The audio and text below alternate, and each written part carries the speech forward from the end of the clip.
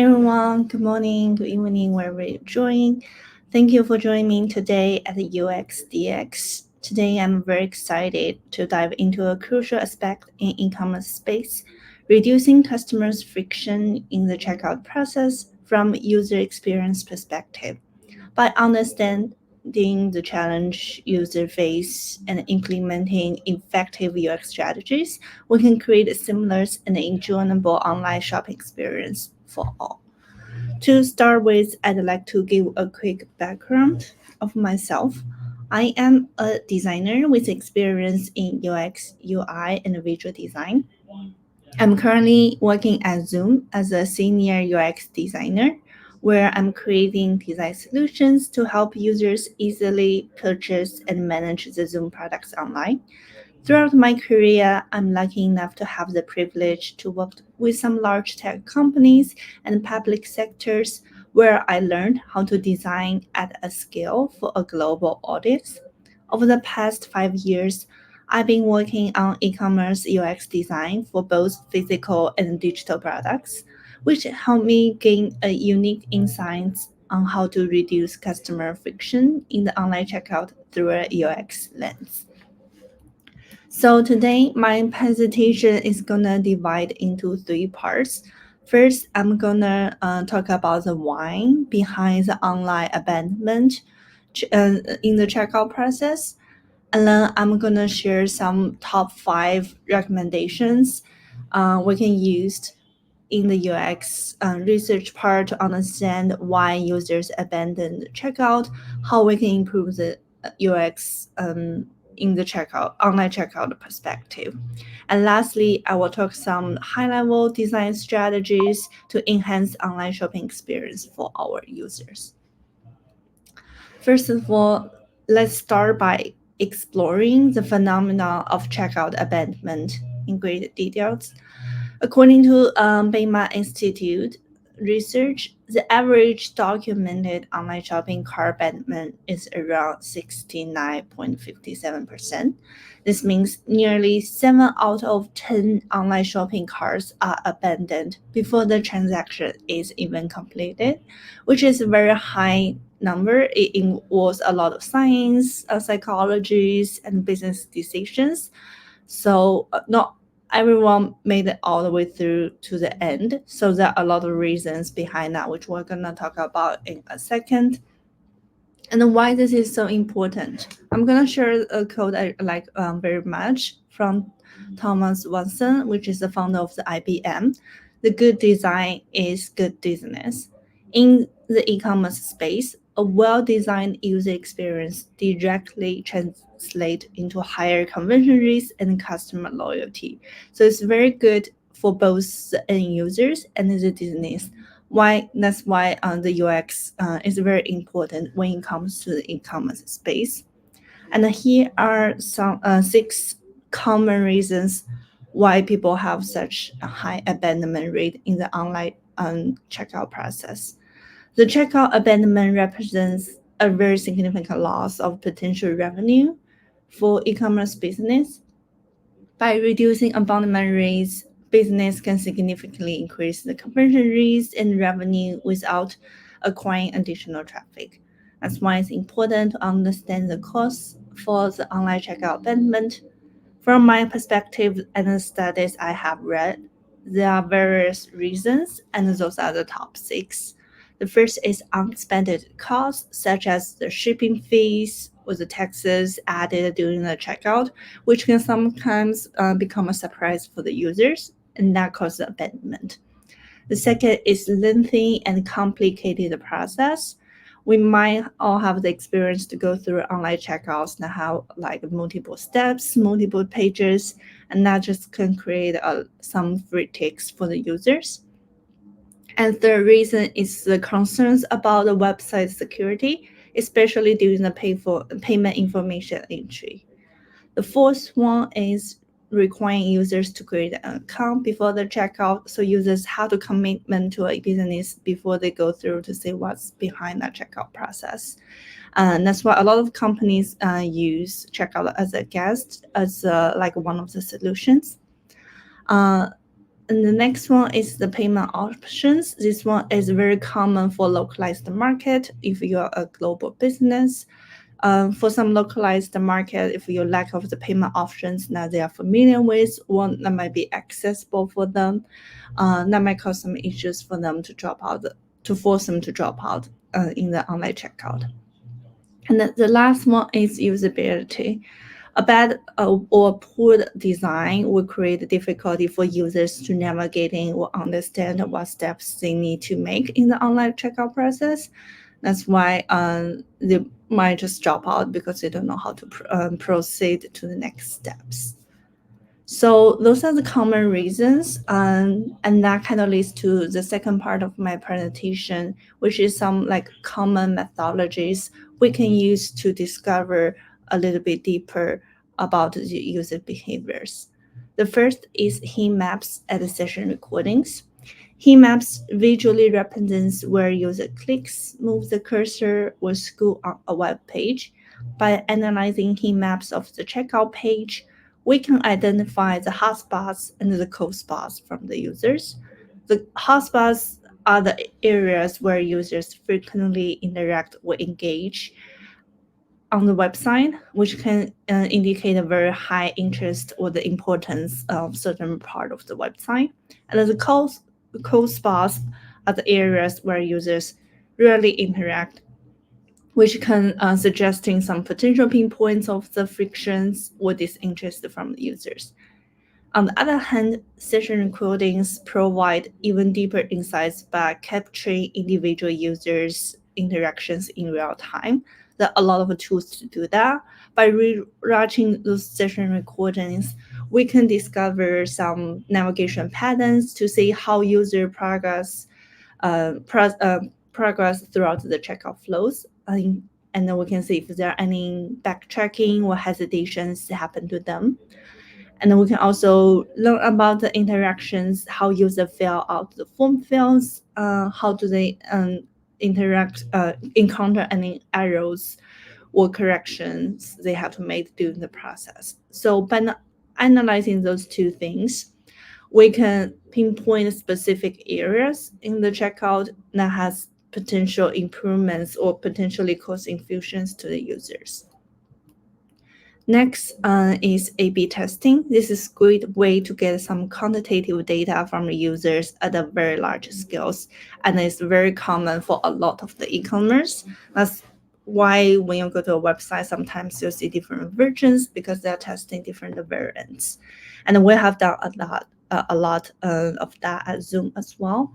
A/B testing involves like comparing two or more versions of a website to determine which one performs better in terms of user engagement or conversion rate.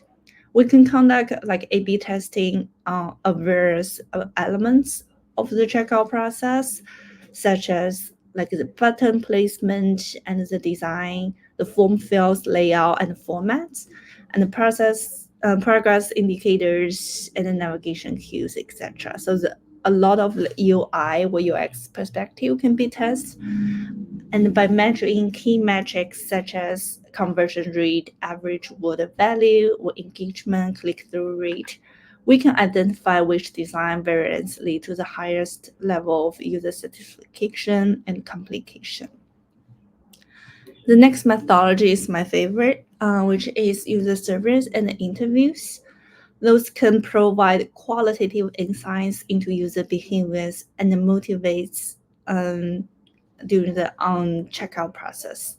We can ask a user a lot of questions to get a little bit deeper behind the behaviors, such as what factors influence your design decisions to complete or abandon checkout process, what specific pinpoints or frustrations did you encounter today, or like if you have a magic one, what suggestions would you make for this website? By collecting feedback directly from users, we can learn the underlying issues that may not be apparent or visible from just quantitative data alone. So this is a great addition on top of the A/B testing data to help you make data-driven decisions. The fourth one here is the user journey mapping, which is very common UX methodology in the research, during the research phase. User journey mapping is very powerful to understand the holistic experience, the end-to-end journey of the users when they interact with the website, particularly during the checkout process.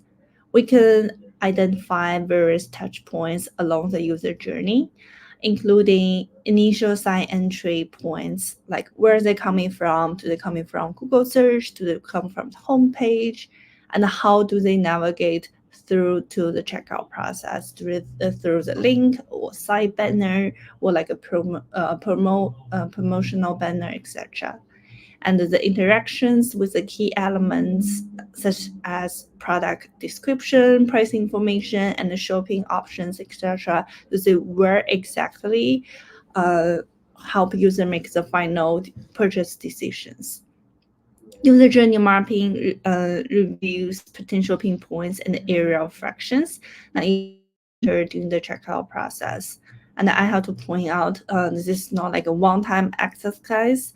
This is ongoing process based on the iterations and improvements. So it will needs to be updated over the course.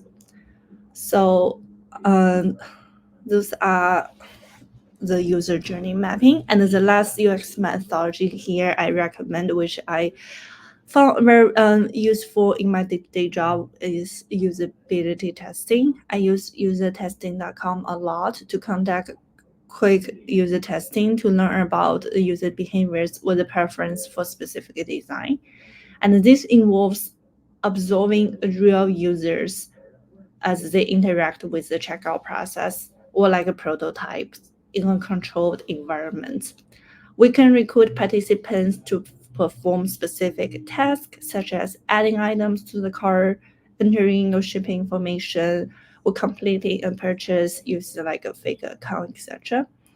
By observing how users navigate in the checkout process, encounter obstacles or make the errors, and express the preference or frustration along the way, we can identify the areas of improvements and validate our design decisions from there.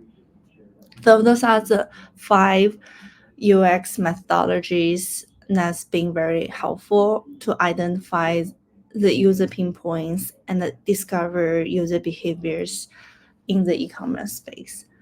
And next, I'm going to move to some high-level UX strategies that will be very helpful to help reduce online frictions throughout the years I learned. One of the most effective strategy for reducing the friction in the checkout is to streamline it, minimize the number of the steps required from the users, and simplify each interactions. We like I mentioned like I mentioned earlier, one of the common reasons people drop out from the checkout is the lengthy and the complicated checkout process.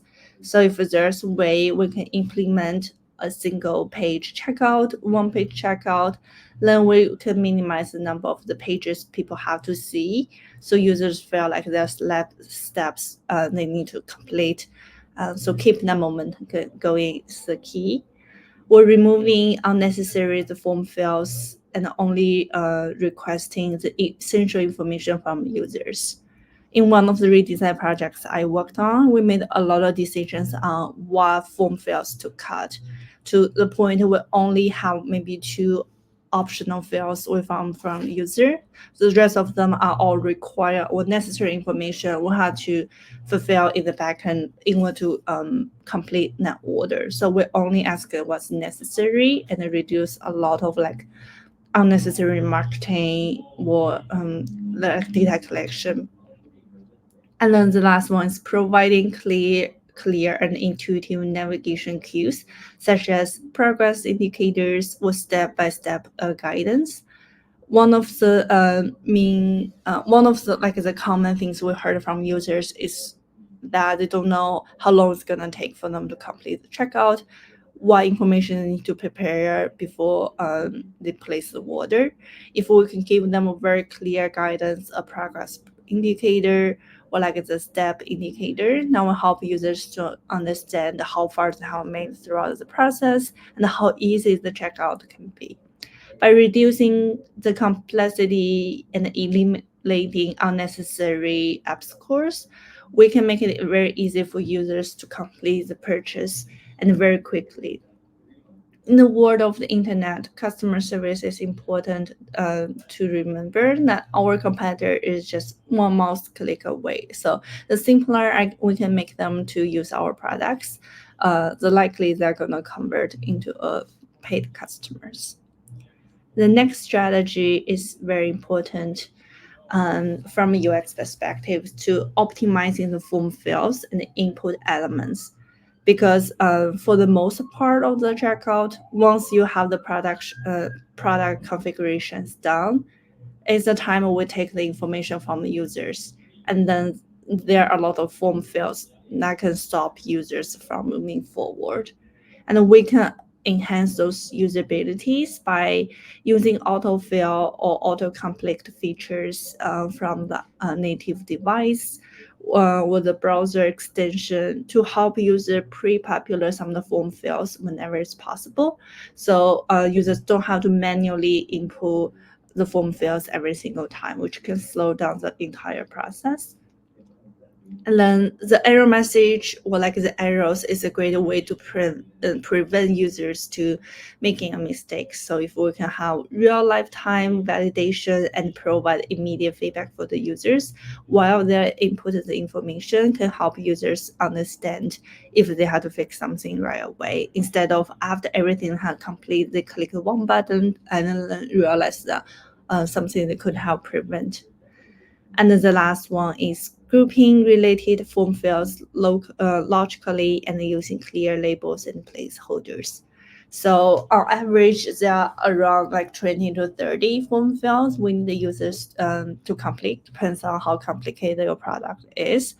By grouping them, users can easily find the related information, especially for the B2B business. Sometimes we need to ask them like business related information. If we can group them together, user will have the mindset and make and the logic to know how to enter those information if necessary. And the form fields, we can streamline the data entry process and minimize the user efforts, and this can result a very quick and seamless checkout experience.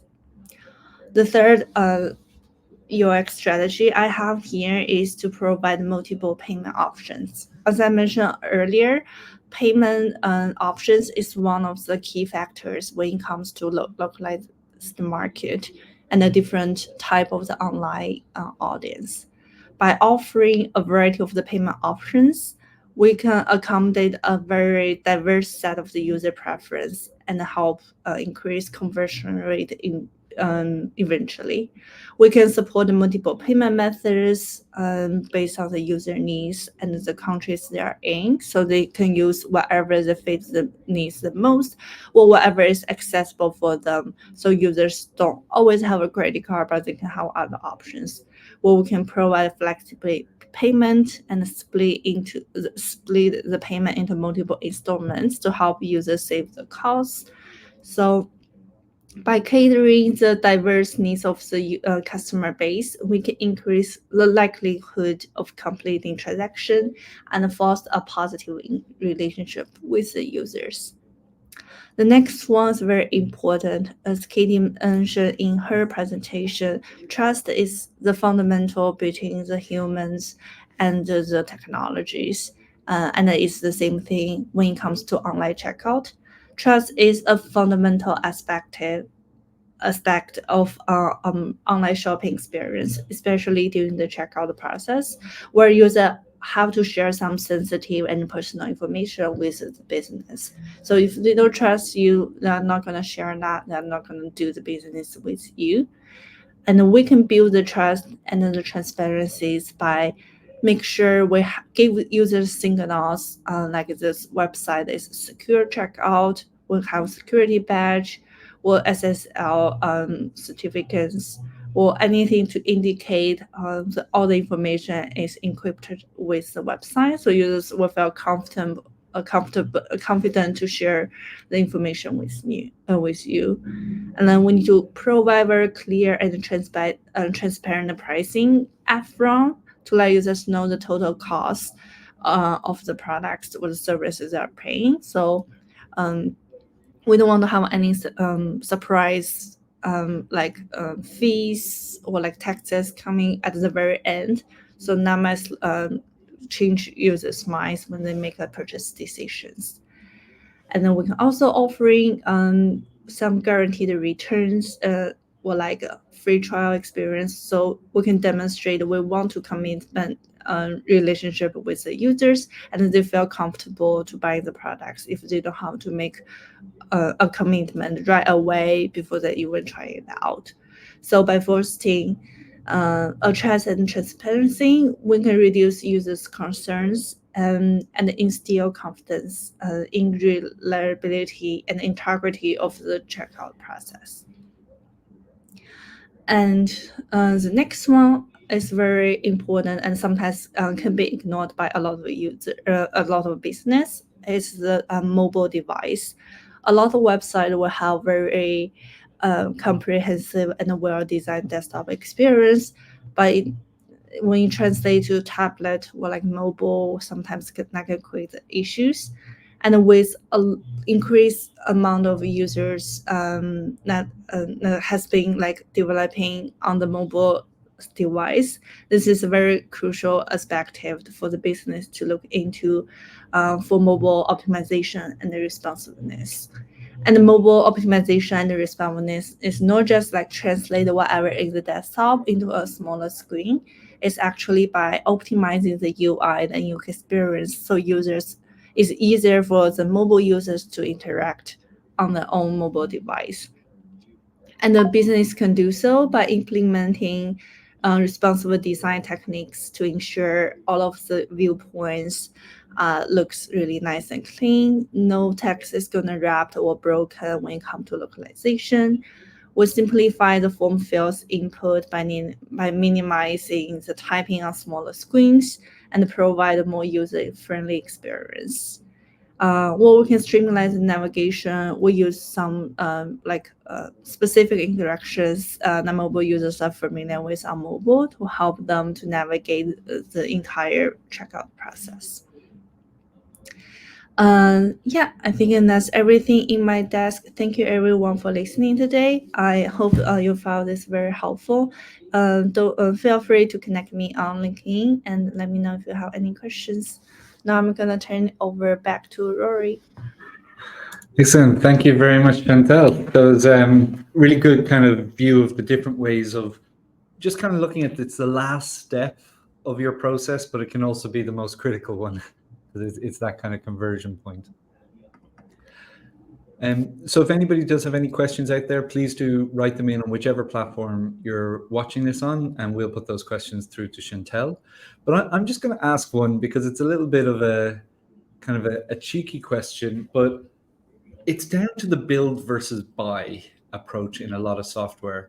At what point does it make sense just to use Stripe or something like that, which is a pre-built check-in flow where they have experts who are really kind of looking into this and trying to make it as efficient as possible versus trying to build your own checkout? Yeah, that's a great question because I have worked with business to use both methodologies. I think Stripe is very well established, like a payment and a checkout enterprise, and they know what's the best for the users, and they have done a lot of researchers and the market research to understand what needs for different market, what compliance they need to make. So that's definitely a very quick and convenient way to build a business from scratch. And saving wise is definitely like less things to maintain. But the drawback is there will be like a limitation in terms of like styling, formatting, or like you have to manage specific things into the Stripe like back end. And sometimes it depends on like the reliability of the service. If the service is down, which happened to our company before, then what's the backup you are gonna have is something like to think about. On the other hand, if you build something on your own, that means you have the full control and the full accountability to you. But that means you have to have the whole team to maintain the service, to maintain in different markets, the transaction, etc. So there are pros and cons for either method. So it all depends on what makes sense to the business. And for us, we've been using like Stripe and Zora for support our online checkout. It has worked great. But I think I would see like it depends on like whatever economical wise it makes sense to your business. Yeah, I guess the big one is I'm sure Stripe's fees are higher than if you were managing your own checkout directly. So depending on the volume of trade you're doing, that could add up to quite a significant amount of money. Yeah, exactly. I think this is true when it comes to development. Whenever like an APM you use, there's always some sort of fee associated with that. So it just depends on like What if you that negotiate. investment can like can make sense, can make make the balance eventually. Yeah. Brilliant. We're actually out of time. I have a couple more questions that I'd love to ask, but we've run out of time. So to kind of be respectful for everybody, I'd just like to thank you once again, Shantelle, for sharing, and I hope everybody out there enjoyed it. Thank you, Rory, for having me. Have a good rest of your day, everyone.